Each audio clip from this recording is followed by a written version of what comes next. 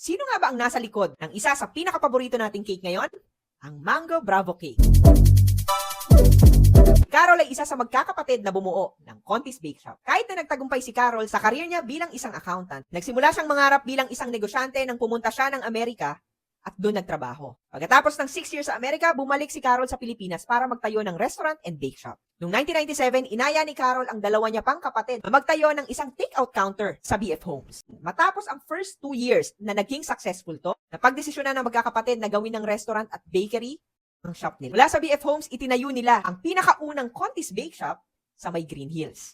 At dito na nga nila ni-launch ang Mango Bravo Cake. Ang Contis noon ay nag-grow into 21 stores in 21 years. Dahil sa tagumpay ng Contis, nag-decide ang magkakapatid na gumawa ng isang bold strategic move na ibenta ang 70% ng stake nila kay Dennis Uy ng Udena Holdings. Sa ngayon, meron ng more than 80 branches ang Contis at nag-grow to